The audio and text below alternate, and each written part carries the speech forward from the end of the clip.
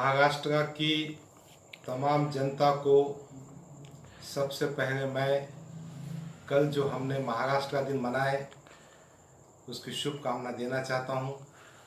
कल 1 मई को international labour day था, वो भी हमने मनाया, उसकी भी शुभेच्छा।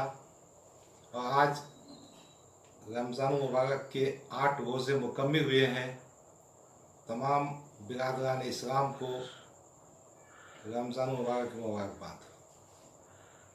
आपसे मुखातिब होने का मकसद ये है कि हमारे गुजारिशात, हमारी विनंती प्रशासन में जो लोग बैठे हैं, महाराष्ट्र शासन में जो बैठे हैं और सेंटर में जो हुकूमत है उन तक पहुंच पाए। कोविड-19 कोरोना वायरस डिसीज एक पैंडेमिक बन चुका है।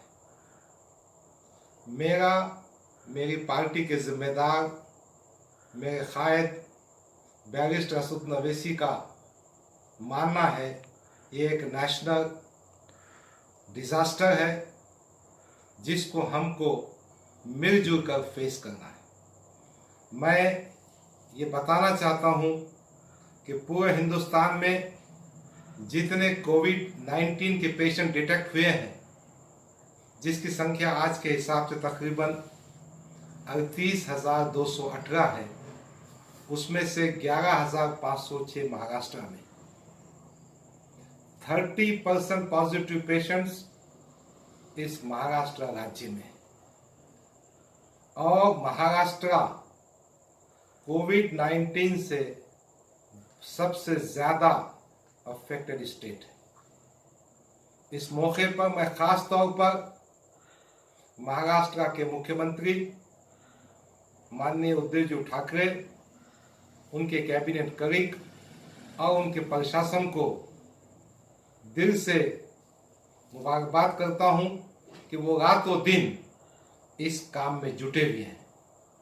मुझे यह कहते हुए खुशी होती है कि माननीय मुख्यमंत्री उद्धव ठाकरे राजधर्म निभा रहे हैं और मैं उनकी इस बात से इत्तेफाक करता हूं कि ये समय राजकारण करने का नहीं, ये समय मिलजुल कर इस बड़ी आपत्ति को, इस डिजास्टर को फाइट करने का है। जहां तक महाराष्ट्र की बात है, सेंटर ने 2 मंत्री महाराष्ट्र में भेजे हैं। प्रकाश जावड़ेकर जी हैं, नितिन गडकरी जी हैं। सेंटर की टीम आकर महाराष्ट्र के काम को जांच कर रही है, बहुत अच्छी बात। मगर जिस बात का मुझे दुख है वो ये है कि सेंटर का आर्थिक मदद, फाइनेंशियल असिस्टेंस इस मामले में कमजोर पड़ रहा है। मुझे मालूम हुआ है कि जीएसटी का जो पैसा सेंटर ने महाराष्ट्र के हिस्से का देना है वो अभी तक नहीं दिया है। मैं फेसबुक के माध्यम से भारत की यूनियन गवर्नमेंट से, मोदी सरकार से विनती करता हूं कि 24 घंटों में जल्द से जल्द हमारा जीएसटी का जो शेयर है महाराष्ट्र गवर्नमेंट का वो दे दिया जाए। दूसरी बात, मैं तमाम फैक्ट्रीज को, कॉर्पोरेट बॉडीज को इस फेसबुक के माध्यम से गुजारिश करता हूं कि अपना जो CSR फंड है, कॉर्पोरेट सोशल रेस्पॉन्सिबिलिटी का जो फंड है, वो महाराष्ट्र गवर्नमेंट के माननीय मुख्यमंत्री के फंड में दिया जाए। महाराष्ट्र हिंदुस्तान का धड़कता हुआ दिल है, इकोनॉमिक जुगरार है, यहाँ पे फिल्म इंडस्ट्री है और फिल्म इंडस्ट्री ने भी अपना ज़्यादा से ज़्यादा योगदान महाराष्ट्र गवर्नमेंट को करना चाहिए। महाराष्ट्र गवर्नमेंट को यकीनन सेंटर के ऑब्जर्वर्स की ज़रूरत है, उनके गाइडेंस की ज़रूरत है, उनके एडवाइजरीज को माइनस फॉलो करना चाहिए, मान्य करना चाहिए, और वो चल रहा है। मगर असल चीज़ पूंजी और पैसा है जो सेंटर की गवर्नमेंट मैं महसूस कर रहा हूँ कम दे रही है। मैं इस फेसबुक के माध्यम से सेंटर की गवर्नमेंट से ये डिमांड करता हूं कि कम से कम जल्द से जल्द 1 लाख कोटी रुपया माननीय उद्धव ठाकरे साहब की गवर्नमेंट को असिस्टेंस के तौर पर दिया जाए, ताकि कामकाज बहुत अच्छे अंदाज में हो सके। एक और बात जो मेरे सामने आई है कि 16 अप्रैल तक मुख्यमंत्री कोविड रिलीफ फंड में सिर्फ 245 करोड़ रुपया जमा हुआ। ये बहुत कम है। यहाँ की जनता ने भी उसमें सहकार्य करना चाहिए। मैं इस मौके पर हमारे उन साथियों से कहना चाहता हूँ जो अपोजिशन में बैठे हैं, जो उद्धव ठाकरे गवर्नमेंट पर नुक्ताचीनी कर रहे हैं, कि भाई आपकी बड़ी ड्यूटी तो ये है कि आपकी पार्टी सेंटर में मौजूद है, आप आर्थिक सहायता इस गवर्नमेंट को दिलाएं ताकि गवर्नमेंट अपना वेलफेयर का काम कर सके। अभी सेंटर की गवर्नमेंट ने यह तय किया है कि खासदार निधि में से वो राज्यसभा का मेंबर हो या पार्लियामेंट का मेंबर हो, 2 साल का उनका जो निधि है, जो रफली 10 कोटी के आसपास आती है, वो मुख्य प्रधानमंत्री की रिलीफ फंड में जमा किया जाए। मेरा ऐसा मानना है ये तमाम पैसा जो महाराष्ट्र के खासदारों का है, जिनकी संख्या लगभग 58 और 60 के लगभग आती है, वो महाराष्ट्र गवर्नमेंट को ताबड़तोड़ देने की कोशिश की जाए। मैं एक और सुझाव देना चाहता हूं माननीय मुख्यमंत्री जी को कि हमारे पास जो विधान परिषद सदस्य हैं, हमारे पास जो विधानसभा के सदस्य हैं, उनकी 2 साल की निधि भी सेंटर के रास्ते पे चलते हुए महाराष्ट्र गवर्नमेंट ने अपने ताबे में लेकर उसको हेल्थ और एजुकेशन के सेक्टर पर खर्च करना चाहिए। कई कॉर्पोरेटर्स हैं, काउंसलर्स हैं, ग्राम पंचायत सदस्य हैं, इनकी पर्सनल निधि 5 लाख, 10 लाख, 20 लाख, 25 लाख होती है। ये 2 साल की निधि भी गवर्नमेंट ने अपने कब्जे में लेकर इस बड़ी आपत्ति में इस्तेमाल करना चाहिए।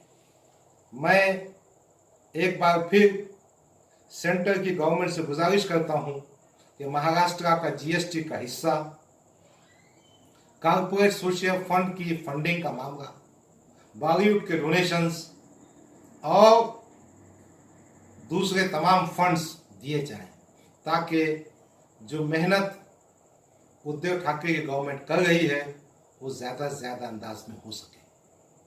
मैं इस मौके पर ख़ास तौर पर मराठवाड़ा, महाराष्ट्र, जहां पर 30% कोविड पॉजिटिव के पेशेंट निकल के आए हैं, विशेष पैकेज की बात कर रहा हूं।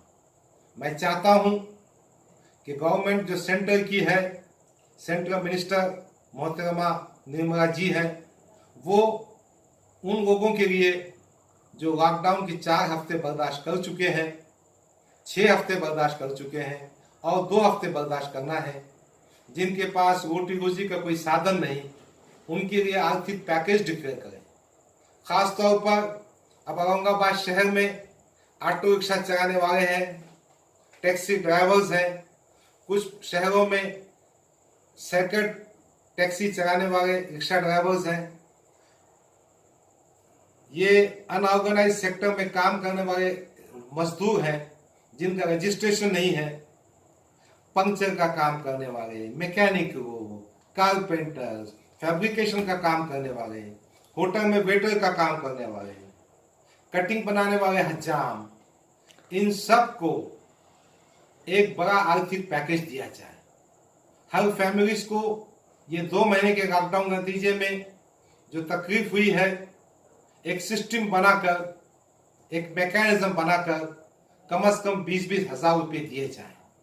गवर्नमेंट का खजाना, गवर्नमेंट का कायदा, गवर्नमेंट की ताकत जनता के वेलफेयर के लिए है। आज लोग पैसों के लिए भी तरस रहे हैं, अनाज के लिए भी तरस रहे हैं, कोविड-19 की फटके से भी बर्दाश्त है। कहीं ऐसा ना हो जाए इनको पैसा ना मिलने की वजह से ये भूखमरी से मर जाए, ये क्राइम में इन्वॉल्व हो जाए। इसलिए सेंटर की गवर्नमेंट ने ताबड़तोड़ महाराष्ट्र के लिए खास तौर पर इन अनऑर्गेनाइज सेक्टर के लिए, इन ऐसे आदमी के लिए जिनका रजिस्ट्रेशन नहीं है, एक मैकेनिज्म बनाकर कुछ ना कुछ आर्थिक सहायता करना चाहिए। ये 2 महीने के लिए एक एक फैमिलीज को सेंटर के फाइनेंस मिनिस्टर के जरिए, सेंटर की गवर्नमेंट के जरिए मेरा ऐसा मानना है 20-20 हजार रुपये देने चाहिए। रही बात एजुकेशनल इंस्टीट्यूशंस की, HRD मिनिस्ट्री के जेर एहतमाम उसके कंट्रोल में AICT आता है, काफी सेंट्रल काउंसिल्स आते हैं, NCT, pharmacy council of India, dental council of India. AICT ने एक एडवाइजरी जारी की है, उसमें यह कहा है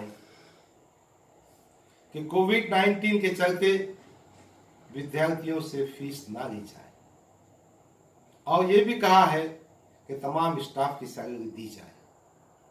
आपको यह बात समझना होगा कि ये तमाम इंस्टीट्यूशन सेल्फ फाइनेंस्ड है, इनका अफिलिएशन, इनका परमिशन, इनका रिकॉग्निशन सेंट्रल बॉडीज ने दिया है। बच्चों की फीस पर ये इंस्टीट्यूशन चलते हैं। मेरी मांग है कि सेंटर की गवर्नमेंट ने, खासतौर पर HRD मिनिस्टर ने आगे बढ़कर ये जो सेल्फ फाइनेंस इंस्टीट्यूशंस है, इनके स्टाफ की कम से कम 50% तनख्वाह ये 2 महीने लॉकडाउन की पीरियड की देना चाहिए।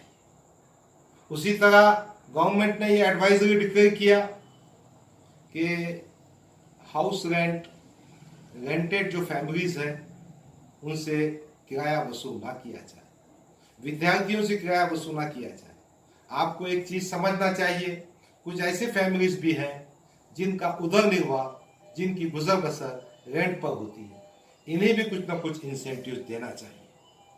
मैं इस मौके पर खास तौर पर सेंटर की गवर्नमेंट से गुजारिश करना चाहता हूँ, हमारे जो साथी मुख्तलिफ सियासी पार्टियों में हैं, वो खासदार हो कि वो आमदार हो कि राजकीय पक्ष के प्रतिनिधि हो, वो सब ने मिलकर ये गुजारिशात, ये विनंती, ये मांग सेंटर की गवर्नमेंट से करना चाहिए, ताकि अगर महाराष्ट्र को आर्थिक मदद मिलेगी तो हमारा महाराष्ट्र गवर्नमेंट बहुत अच्छे अंदाज में इस मसले को निपट सकती है। मैं इस मौके पर कुछ और बातें भी कहना चाहता हूं जो लॉ एंड ऑर्डर से रिलेटेड है, पुलिस महकमे से रिलेटेड है। हमारे महाराष्ट्र के मंत्री माननीय अनिल देशमुख साहब फिर रहे हैं, घूम रहे हैं, कोशिश कर रहे हैं, मगर कुछ बातें कहीं ना कहीं कम पड़ रही है। पुलिस प्रशासन की, चाहे किसी मुकाम का हो, वो बहुत मेहनत से काम कर रहे हैं, मगर कहीं ना कहीं समन्वय की कमी दिखती है। जैसा औरंगाबाद की मिसाल हो, मैं हमारे चिरंजीव प्रसाद साहब का नाम लेकर कह रहा हूँ, बहुत मेहनत से दिनों रात उनकी पूरी टीम काम कर रही, मगर कुछ जगह मैंने महसूस किया कि बात चीज़ों में समन्वय और थोड़ा सा समझाने का मामला कम है। बात बहुत छोटी सी है, क्या आज के हालात में हेलमेट नहीं होने की वजह से आप उसको पावती दे देंगे? क्या मास्क नहीं होने की वजह से 500 रुपये की पावती देंगे? भाई लोग फाइनेंशियली बहुत परेशान हैं, दाने दाने को, पैसे पैसे को तरस रहे हैं। तो इस मसले पर मेरा मानना यह है कि वो इतनी बड़ी फाइन, इतनी ज्यादती ना करें, हेलमेट की सख्ती ना करें, पावतियां नहा दें। दूसरी बात ऐसी है कि आज भी पुलिस का दबदबा है, पुलिस का दबदबा होना चाहिए। Director general of police Maharashtra ने एक सर्कुलर इशू किया था, उसके पीछे एक अच्छा विचार था कि जहां तक हो सके डंडे का इस्तेमाल, लाठी का इस्तेमाल, बल का इस्तेमाल कम से कम किया जाए। मैं महसूस कर रहा हूं कि बात जगहों पर हमारे पुलिस वाले, खासतौर पर औरंगाबाद में मैं देखा हूं, लाठी का, डंडे का कुछ ज्यादा इस्तेमाल कर रहे हैं। भाई आपका डंडा ही काफी है, डंडा पटकना ही काफी है, आपकी ढौंस ही काफी है। दूसरी बात जो माननीय चिरंजीव प्रसाद जी को कहना चाहता हूं, महाराष्ट्र के तमाम जिम्मेदारों से कहना चाहता हूं, यकीनन कोविड-19 के पेशेंट का डिटेक्शन, सर्वे, कॉन्टैक्ट का ट्रेसिंग, उनका आइसोलेशन बहुत ज़रूरी है ताकि हमें चेन को रोक सके। मगर जब कभी कोई कोविड पॉजिटिव का पेशेंट आपको डिटेक्ट होता है, उसके कॉन्टैक्ट्स को आपको क्वारंटीन में पहुंचाना होता है, उस वक्त थोड़ा समन्वय से समझा कर मोहब्बत से लेकर गए तो ज़्यादा बेहतर होगा।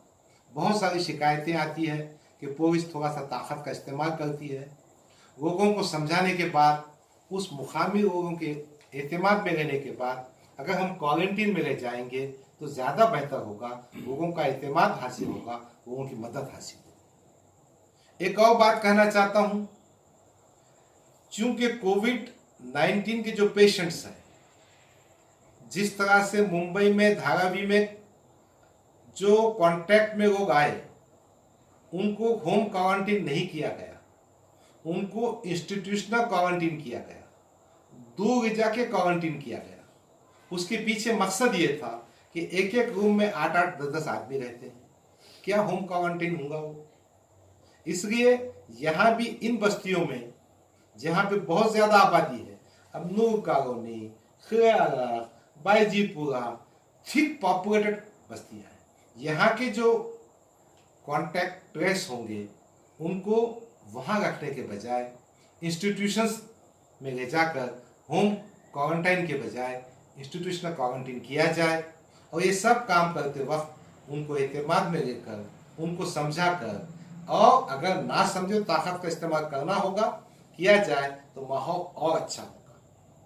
मैंने एक बात महसूस किया है जो मैंने अभी एडवाइजरी में देखा था कल शाम में। अच्छा, ये एडवाइजरी भी कब इशू होती है? रात में 1 बजे व्हाट्सएप पे आ जाती है। लोगों को मालूम नहीं होता कि इवन डे में क्या करना है, ऑड डे में क्या करना है, जीवन आवश्यक वस्तु कब खरीदना है, कब नहीं खरीदना है। इसकी जो वाइड पब्लिसिटी होना चाहिए वो तरीके से हो नहीं पाती। जो हजरात पुलिस के नोटिस पढ़ सकते हैं, जिनके पास व्हाट्सएप है, उन्हें मालूम होता है। मैं समझता हूँ इस मामले में हमारे धार्मिक प्लेसेस को इस्तेमाल करना चाहिए। हमारे शहर में मंदिर है, वहाँ पुजारी बैठता है, लाउड स्पीकर का इंतज़ाम है, मस्जिद है, हमारे पास बुद्ध विहार है, हमारे पास चर्च है। हमने और पूरी जनता ने, चाहे वो किसी धर्म का हो, धार्मिक जमघटे को मना किया है, उस पर अमल भी कर रहे हैं। मगर जब मस्जिद से कोई बात, मंदिर से कोई बात, पुलिस की एडवाइस निकलती है तो ज़्यादा प्रभावी होगी। जैसा अब आज है 2 तारीख, अब 3 तारीख को कंप्लीट लॉकडाउन है, मगर 4 तारीख को 7 बजे से 11 बजे तक जीवन आवश्यक वस्तु के लिए आपको शहर में सामान खरीदने की इजाज़त है। तो अगर ये बातें कोई धार्मिक स्तर से उस महल्ले में अनाउंसमेंट होती है तो जनता को मालूम होगा। आपने इसके साथ साथ ये भी कहना है कि मास्क का इस्तेमाल कंपलसरी है। अगर मास्क नहीं है तो रुमाल इस्तेमाल कर सकता है, दस्ती इस्तेमाल कर सकता है, ताकि जनता की बात समझ में आएगी। उनको ये भी बताना है मुस्तफिल कि घरों में रहना है, जमघटा पैदा नहीं करना है, साबुन से हमेशा हाथ धोना है, आँख और नाक को हाथ नहीं लगाना है। ये तमाम बातें हमारे जो धार्मिक स्तर है, हमारे जो धर्म गुरु है, उनके पास जो माइक सिस्टम है, उसके ज़रिए से महल्ले में बात पहुंचाएंगे तो समझ में आएगा। मैंने जागृति की बात देखी है, समझाने की बात देखी है, और मैं महसूस कर रहा हूँ कि सभी धर्म के लोग, सभी धर्म के धर्मगुरु, सभी समाज के लोग इस काम में पुलिस का सहकार्य करना चाहते हैं। मैं चाहता हूँ पुलिस यंत्रणा लॉकडाउन के टाइमिंग को, प्रिकॉशनरी मेजर्स को, फिजिकल डिस्टेंसिंग को, मास्क के इस्तेमाल को, हैंड कर्चीफ या रुमाल के इस्तेमाल को, ये बातें जनता तक धार्मिक स्तर से दिन में 2-3 वक्त लाउड स्पीकर के जरिए पहुंचाएंगे तो पुलिस का तान भी कम होगा और सिस्टम भी सीधा हो जाएगा। एक बात जो मैंने कल एडवाइजरी में देखी कि ऑटो रिक्शे में एक ही पैसेंजर बैठ सकता है। इस बात को मैं समझता हूं कि ऑटो रिक्शे में एक डिस्टेंस रखने की बात है, मगर अब जो ऑटो रिक्शे चल रहे हैं वो सीटर के ऑटो रिक्शे नहीं है, लॉकडाउन से पहले एक एक ऑटो रिक्शे में 5-5, 8-8 आदमी भरकर ले जाते थे। अब जो ऑटो रिक्शा जाएगा पेशेंट के साथ से जाएगा, वो पेशेंट के साथ में एक आदमी होगा। तो मैं पुलिस कमिश्नर साहब से गुजारिश करता हूँ, और ये गुजारिश पूरे महाराष्ट्र के लिए है, कि जहाँ ऑटो रिक्शा एक फैमिली इस्तेमाल करती है और पेशेंट को दवाखाना ले जाना होता है, तो साथ में दूसरे आदमी को बैठने दे तो आसानी होगी। कहीं ना कहीं हमको इस जरूरत को भी समझना होगा। मैं इस मौके पर आपके माध्यम से एक बात जो कहना चाहता हूं वो ये है कि हमको सेंटर की निधि के साथ साथ महाराष्ट्र की गवर्नमेंट की निधि में भी इजाफा करना चाहिए। मैंने कुछ बातें आपसे कही हैं, और महाराष्ट्र गवर्नमेंट में भी जो अनऑर्गेनाइज सेक्टर है उनका ख्याल करना चाहिए। सबसे अहम मसला, सबसे जिम्मेदार बात जो है वो है जिला प्रशासन और खास तौर पर अनाज के डिस्ट्रीब्यूशन की बात। हमारे शहर में डिविजनल कमिश्नर ऑफिस मौजूद है। हमारे पास बड़े रेस्पॉन्सिबल इफिशिएंट अधिकारी हैं। हमारे डिविजनल कमिश्नर बहुत ही ताकतवर आदमी है, फेयर आदमी है, उदय चौधरी साहब हैं। हमारे डिस्ट्रिक्ट सप्लाई ऑफिसर है माधव किरोगे साहब। मगर मैंने एक बात महसूस किया हूँ कि राशन की दुकान वाले कुछ ना कुछ हद तक अपनी जिम्मेदारी अदा करने में बहुत पीछे। अभी बीच में डिस्ट्रिक्ट सप्लाई ऑफिसर ने और कलेक्टर ने और तहसीलदार साहब ने तय किया था कि हम राशन की दुकान पर शिक्षक की नियुक्ति करेंगे, जो ये देखेगा कि वो कस्टमर को उसके हिस्से का पूरा राशन मिल पा रहा है। वो ये देखेगा कि दुकानें वक्त पर खुलेगी, वक्त पर बंद होगी। वो ये देखेगा कि जो कस्टमर है उसको जो अनाज दिया जा रहा है उसकी उसको पावती मिलेगी। मेरी गुजारिश है कि ताबड़तोड़ हर राशन दुकान पर 2 सीसीटीवी कैमरे बिठाए जाए। राशन की दुकान वाले को पाबंद किया जाए कि वो बड़े और मोटे अक्षर में एक साइन बोर्ड लगा दे, कह दे भाई केसरी कार्ड वाले को इतना गेहूं, इतना चावल, इतनी कीमत में मिलेगा, जो अन्नदाता है उसको इतना मिलेगा, जो येलो कार्ड है उसको इतना मिलेगा, और पावती देना कंपलसरी कीजिए। मैंने शख्सी तौर पर कई दुकानों की शिकायतें की थी, हमारे डीएसओ ने कार्रवाई भी की है, मगर मेरा मानना यह है कि कुछ दुकान वाले सुधरने वाले नहीं हैं। इनको सुधारने के लिए कहीं ना कहीं फौजदारी कायदे को इस्तेमाल करना पड़ेगा।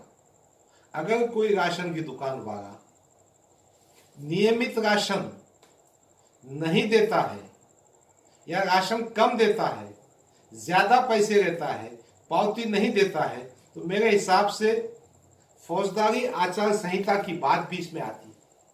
आप इन पर क्रिमिनल केसेस बुक कीजिए। सिर्फ नोटिस देने से, लाइसेंस कैंसिल करने से ये सुधरने वाले नहीं हैं। इनके मुंह को खून लगा हुआ है, और कहीं ना कहीं आपके डिपार्टमेंट के कुछ नीचे के अधिकारी या ऊपर के अधिकारी साठ गांठ करे बैठे हैं। गवर्नमेंट की इतनी अच्छी स्कीम जिसके माध्यम से कोविड-19 में हम गरीबों को मदद कर सकते हैं, उनकी आंसू पोंछ सकते हैं, ये पूरी स्कीम का सत्यानाश हो रहा है। मैं खास तौर पर डिविजनल कमिश्नर साहब सुनील केंद्रेकर साहब हो, उदय चौधरी साहब हो, डीएसओ साहब से कहना चाहता हूं कि भाई सीसीटीवी कैमरे बिठाइए। उस सीसीटीवी कैमरे को आपके सेंट्रल ऑफिस से कोऑर्डिनेट कर दीजिए। आज तो सिस्टम इतना पक्का हो चुका है कि आप मोबाइल पर सीसीटीवी कैमरे पे क्या चल रहा देख सकते हैं, और एक कंट्रोल रूम बनाइए हर तालुके में, हर डिस्ट्रिक्ट में, जहां पर पूरे राशन दुकान के सीसीटीवी कैमरे को आप बैठ के मॉनिटर कर सकेंगे। आपको उस बहाने से समझ में आएगा कि कौन सी दुकान पर झुम्बट ज्यादा हो जा रहा है, कौन सी दुकान पर सोशल डिस्टेंसिंग नहीं हो रही है, आप संबंधित पुलिस स्टेशन को भेज सकते हैं। मेरा ऐसा मानना है कि इस बारे में बहुत जिम्मेदारी से काम करने की आवश्यकता है। अगर हम काम करेंगे तो रिजल्ट आएगा। ये मसला औरंगाबाद शहर का तो है, मैं समझता हूं पूरे महाराष्ट्र का है। मैं इस फेसबुक पर हमारे food and civil supplies minister Chhagan Bhujbal ji से मुखातिब हूं। मैं एक गुजारिश करना चाहता हूं कि आप इसमें पारदर्शिता लाइए। आप इसमें जो जरूरतमंद है, जो डिजर्व है, जो गरजू है, उस तक राशन पहुंच की दक्षता लीजिए। अपना मेजर प्रॉब्लम सॉल्व हो जाएगा। मगर कहीं कहीं कुछ छोटी मोटी बातें भी सामने आ गई हैं। जैसा अभी नागेगांव में 2 पेशेंट पॉजिटिव डिटेक्ट हुई है। नागेगांव के 2 पेशेंट डिटेक्ट होने के बाद उस पूरी बस्ती को सील कर दिया गया। उस बस्ती में पीने के पानी के पाइपलाइन नहीं है। जनता बाहर जाकर पानी भर के लाती है। आज हालत यह है, आपने लॉकडाउन कर दिया, आपने पूरा पैकअप कर दिया, लोग पानी पीने के पानी के बाहर भी नहीं जा सकते। तो जहां जहां पुलिस प्रशासन और औरंगाबाद म्युनिसिपल कॉर्पोरेशन जो एरिया को सील आउट कर रहा है, उनकी बुनियादी जरूरतों को भी समझना होगा। अगर आप पीने को पानी नहीं देंगे तो हाथ कहां से धोएगा, जिंदा कैसे रहेगा, कोविड से मरेगा क्या प्यास से मरेगा, क्या भूख से मरेगा। मैं हमारे आस्तिक कुमार पांडे साहब औरंगाबाद म्युनिसिपल कमिश्नर से गुजारिश करता हूं कि आप खास तौर पर नागेगांव के एरिया में जहां पर पानी का कनेक्शन नहीं है, नू कॉलोनी कुछ एरिया में जहां पर वाटर सप्लाई नहीं है, वहां पर वाटर के टैंकर्स भेजें, लोगों की प्यास बुझाएं। दूसरी बात, जहां पे पानी की सप्लाई मौजूद है, पानी का टैप मौजूद है, वाटर कनेक्शन मौजूद है, वो काम नियमित तरीके से होना चाहिए। सफाई कामगार काम कर रहे हैं, औरंगाबाद म्युनिसिपल कॉर्पोरेशन की पूरी यूनिट काम कर रही है। यही बातें दूसरे महानगर पालिका के लिए भी एप्लीकेबल होती है। उनके जिम्मेदारों से भी मैं महाराष्ट्र का जिम्मेदार होने के हैसियत से गुजारिश कर रहा हूं कि आप भी इसकी दक्षता लीजिए कि जिन एरियो को आपने पैक किया है, जिन एरियो को आपने सील किया है, वहां पर जीवन आवश्यक वस्तु, वहां पर पीने का पानी दररोज मिल सके ताकि जनता को तकलीफ ना हो। मैं आज ये तमाम बातें फेसबुक के माध्यम से कहना चाह रहा हूं। कुछ बातें मैं निवेदन के माध्यम से देना सोच रहा था, मगर मैंने महसूस किया फिजिकल कांटेक्ट होना मुश्किल है। प्रशासन, तमाम जिम्मेदार, पुलिस महकमा, पूरा मंत्रिमंडल, महाराष्ट्र गवर्नमेंट पूरी ताकत से लगी हुई है। जो अच्छी बातें, जो सुझाव मेरे दिमाग में आए, जो मांगे मेरे जहन में थी, मैंने आप तक पहुंचाने की कोशिश किया है। मैं इंशाअल्लाह ये तमाम बातें संबंधित खाते को संबंधित बातें पहुंचाने की कोशिश करूंगा। मेरी विनंती है, मेरी ख्वाहिश है कि जिम्मेदार इस पर गौर करें और अच्छा मैकेनिज्म बनाकर हम ये साबित करें कि हम 30% पेशेंट होने के बावजूद महाराष्ट्र में हम महाराष्ट्र को कोरोना से मुक्त करेंगे। एक बात और कहना चाहता हूँ, ये जंग किसी समाज की नहीं, ये जंग किसी धर्म की नहीं, ये किसी जात की नहीं, ये पूरे हिंदुस्तान की जंग है, पूरे भारत देश की जंग है। हम सबको अपनी पार्टी से ऊंचा उठकर, जात धर्म मजहब से ऊंचा उठकर, मिलजुल कर इस आपत्ति को साथ देना होगा। मैं एक बात और कहना चाहता हूँ कि इन बातों में अगर किसी के पास कुछ और सुझाव है तो मेरे पास दे सकते हैं। मैं आपके साथ में हूँ। आइए हम सब अच्छे काम करेंगे। हम महाराष्ट्र पर जो 30% का धब्बा है वो मिटाएंगे और इस बात की कोशिश करेंगे कि ज्यादा से ज्यादा टेस्टिंग हो, आइसोलेशन हो, ट्रीटमेंट हो। मैं एक बात चलते चलते कहना चाहता हूं, हमारे राज्य के आरोग्य मंत्री राजेश टोपे साहब घूम फिर रहे, मगर कहीं ना कहीं जब औरंगाबाद में मीटिंग हुई उन्होंने एक बात कही थी कि मॉर्टेलिटी रेट कैसा कम होगा। उन्होंने प्लाज्मा थेरेपी की कोशिश की थी, कोशिश करते रहेंगे, मगर मॉर्टेलिटी रेट कम होने के लिए हमारा जो इंफ्रास्ट्रक्चर है उसको तो मजबूत करना होगा, मगर कहीं ना कहीं डॉक्टरों पे भी जिम्मेदारियां ऐड करना होगा।